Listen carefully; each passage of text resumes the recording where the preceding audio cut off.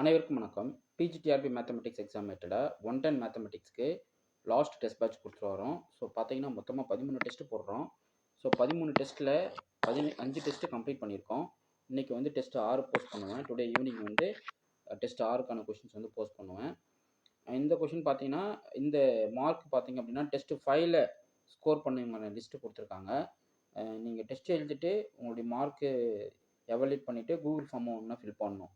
அந்த கூகுள் ஃபார்மில் நீங்கள் எந்த டெஸ்ட் எழுதுறீங்க, உங்கள் நேம் என்ன, உங்கள் மார்க் என்ன அப்படின்ற டீட்டெயிலை கேட்டிருப்பேன். ஸோ அதை ஃபில் பண்ணி கொடுத்தவங்க தான் இந்த டெஸ்ட்டு 5க்கான ஸ்கோர் பண்ணவங்க.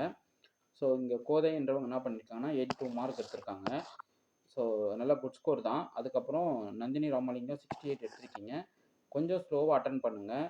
அதாவது கொஷின் வந்து ரொம்ப ஸ்பீடாக நமக்கு தெரியுன்ற மாதிரி டிக் அடிக்கக்கூடாது.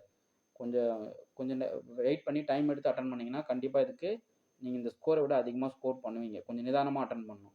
அதே போல் நாகமணின்றவங்க 68 எடுத்திருக்கீங்க. பவதாரணி 54 எடுத்திருக்கீங்க.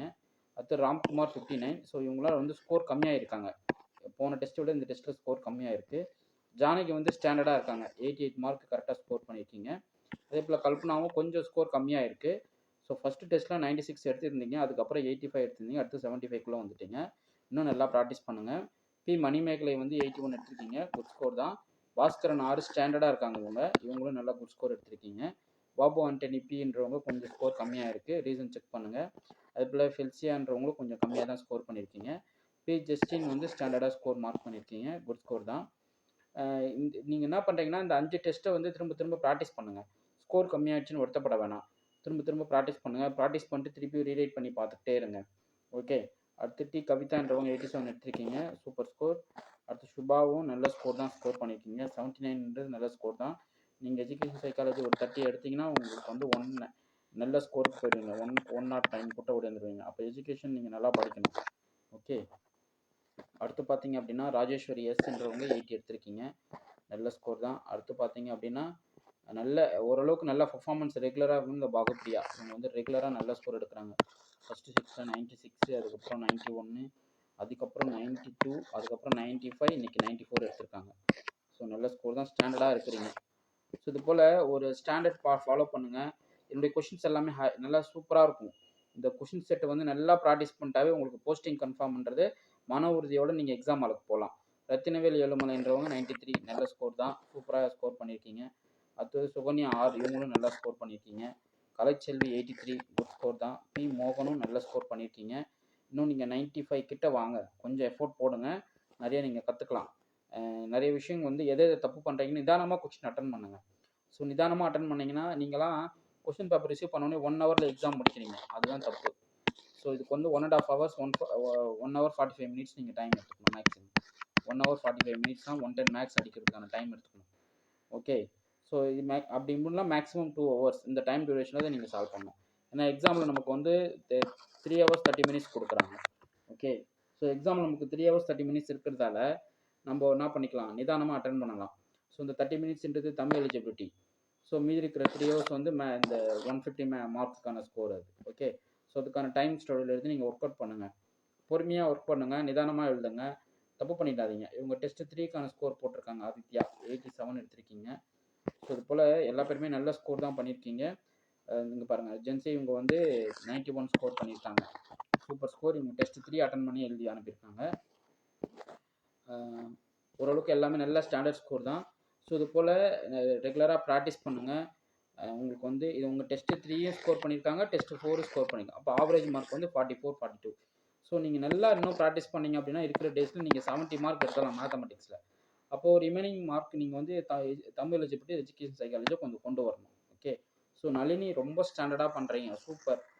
உங்களுடைய ஸ்கோர் வந்து 90 கீழே இது வரைக்கும் வந்ததே கிடையாது. நல்ல ஸ்கோர் தான். ஸோ ரெகுலராக ப்ராக்டிஸ் பண்ணுங்கள். அதே போல் வசந்த் 89 எடுத்திருக்கீங்க. ஸோ இது போல் ரெகுலராக நல்லா ப்ராக்டிஸ் பண்ணுங்கள். டெஸ்ட் பேட்ச் அட்டன் பண்ணுங்கள். இமீடியட்டாக டெஸ்ட் பேட்சில் ஜாயின் பண்ணாதவங்க டெஸ்ட் பேட்சில் ஜாயின் பண்ணிடுங்க. இந்த டெஸ்ட் பேட்ச் பார்த்தீங்கன்னா 110 மேத்தமெட்டிக்ஸ்க்கு தான் இந்த டெஸ்ட் பேட்ச். ஃபுல் சிலபஸ் வந்து கவர் பண்ணுறோம். ஸோ நம்மளுடைய டார்கெட் வந்து 110 அடிக்கிறோம். ஓகே. ஸோ 110 நீங்கள் வந்து மேக்ஸிமைஸ் பண்ணணும். எந்த அளவுக்கு நீங்கள் மேக்ஸிமைஸ் பண்ணுறீங்களோ அந்த அளவுக்கு நீங்கள் வந்து சப்ஜெக்ட்குள்ளே போயிட்டு நீங்கள் வந்து மற்ற சப்ஜெக்ட் நீங்கள் வந்து ஈஸியாக பண்ணிக்கலாம். ஸோ நீங்கள் 110 ஸ்கோர் பண்ணிட்டீங்க, இதில் வந்து மேக்ஸிமைஸ் பண்ணிட்டீங்க அப்படின்னா எஜுகேஷன் ஒரு 20 மார்க் உங்கள் கைக்கு ஓடினா கூட நீங்கள் என்ன பண்ணிக்கலாம், 110 அபோவ்க்கு ஓடிடலாம். ஓகே. ஓகே, கட் ஆஃப்லாம் இந்த டைம் ஹெவியாக இருக்குங்க. நீங்கன்னா பாருங்கள், எல்லோரும் படிக்க ஆரம்பிச்சிட்டாங்க.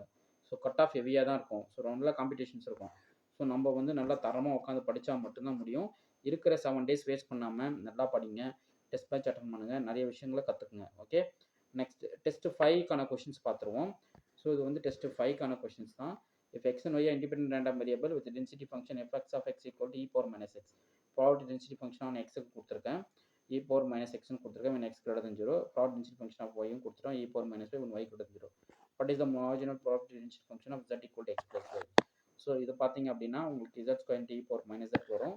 Sorry, z into e power minus z வரும். So option A correct. Sorry, so இது எப்படின்னா இந்த மார்ஜினல் ப்ராபபிலிட்டி டென்சிட்டி ஃபங்க்ஷனுடைய ஃபார்முலா யூஸ் பண்ணணும் நீங்கள். ஸோ அது போட்டிங்க அப்படின்னா இண்டிபெண்டன்ட் ரேண்டம் வேரியபிளுக்கு எப்படி ஸ்ப்ளிட் ஆகும் அப்படின்னு எடுத்திங்கன்னா உங்களுக்கு இந்த ரேஷியோஸ் கிடைக்கும். இது வந்து z e power minus z வரும். ஓகே, ஸோ இதுக்கெல்லாம் எக்ஸ்ப்ளனேஷன் வீடியோ கொடுக்குறேன். அது ப்ராபர்ட்டி ஆஃப் எக்ஸ் கடனா ஈக்குவல் டு இது வந்து மார்க் இன்இக்வாலிட்டி, ரொம்ப முக்கியமான இன்இக்வாலிட்டி. ஸோ வேரியன்ஸையும் இதுவும் கன்ஃபியூஸ் பண்ணிக்காதீங்க, ரொம்ப முக்கியம். அடுத்து பார்த்தீங்க அப்படின்னா இந்த convergence concept weak law of large நம்பரை வந்து யூஸ் பண்ணுறதை பார்த்துக்கலாம். Suppose X is identical distributed independent random variables with expectation of X I வந்து mu and variance of X I வந்து sigma square.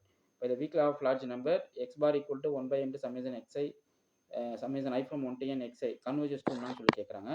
This is also converges to mu with in probability. So பார்த்தீங்கன்னா option B correct. Okay, so இது weak law of large number. Mean value சால்வோ converges to probability தான். Next பார்த்தீங்கன்னா Chebyshev inequality நமக்கு தெரியும். உங்களுக்கு வந்து ரெண்டு இன்இக்வாலிட்டி இருக்குது. இந்த ஸ்டாண்டர்ட் இன்இக்வாலிட்டி இதுதான். Property of x minus mu greater than equal to k which is less than or equal to k square by sigma square by k square. இது வந்து ஸ்டாண்டர்ட் ஃபார்மேட்டு. இன்னொன்று property of x minus mu less than k greater than or equal to 1 minus 1 by sigma square by k square. இது ரொம்ப முக்கியமானது. So இதில் பார்த்தீங்கன்னா இதுதான் நான் ஆப்ஷனாக வச்சுருப்பேன். ஸோ ஒரு சிலது கன்ஃபியூஸ் பண்ணுற மாதிரி எதுவும் வச்சுருப்பேன், இதை நீங்கள் டிக் அடிச்சிருப்பீங்க. ஓகே, ஸோ அடுத்து which of the inequality follows from the convexity exponential function. Markov's inequality, Chebyshev inequality, டென்சர் இன்இக்வாலிட்டி, பைனாமியல் இன்இக்வாலிட்டின்னு சொல்லி கேட்குறாங்க. ஸோ ஜென்சஸ் இன்இக்வாலிட்டி தான் கரெக்ட். ஓகே, அடுத்து பாருங்கள், இது ரொம்ப முக்கியம். எக்ஸ்பெக்டேஷன் ஆஃப் எக்ஸ் வந்து 0, variance of 1, variance of X வந்து 1 இருக்குது. அப்போ summation i from 1 to n expectation of X I by root 10 என்னவா இருக்குன்னு சொல்லி கேட்குறாங்க.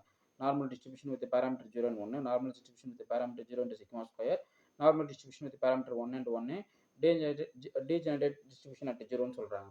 ஸோ ஒன்று பண்ணவனா எக்ஸ்பெக்டேஷன் எக்ஸ்ஐ 0 கொடுத்தாங்க, வேரியன்ஸ் ஆஃப் எக்ஸ்ஐ வந்து 1 கொடுத்துட்டாங்க. ஜஸ்ட் இதுக்கு எக்ஸ்பெக்டேஷன் எடுங்க. அப்போ expectation of summation i from 1 to n xi by root 10 வரும். கரெக்டுங்களா?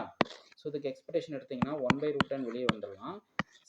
இது சம்மேஷன் i from 1 to ஏன்னா இண்டிபெண்டன்ட் இருக்கிறதால எக்ஸ்பெக்டேஷன் ஆஃப் எக்ஸ்ன்னு எழுதுவீங்க. அப்போது எக்ஸ்பெக்டேஷன் ஆஃப் எக்ஸோட வேல்யூனா 0. அப்போ மொத்தம் 3 ஆயிடும் உங்களுக்கு 0. அப்போது 0 வந்துருச்சு, கரெக்டு.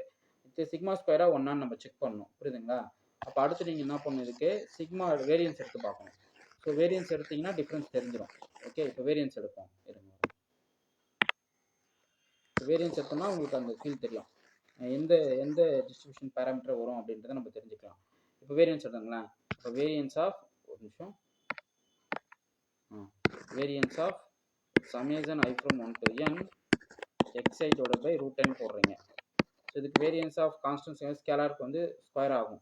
அப்போ variance of alpha into x equal to alpha square times variance of x. இதான் நமக்கு தெரிஞ்ச ஃபார்முலா. இந்த ஆல்ஃபான்றது 1/√10. கரெக்டுங்களா? ஸோ அப்போ நம்ம என்ன பண்ண போகிறோம், இந்த ரூட் 10 வெளியே எடுக்க போகிறோம். பாருங்கள், ரூட் 10 வெளியே எடுக்கிறோம். அப்போ 1/n வரும்.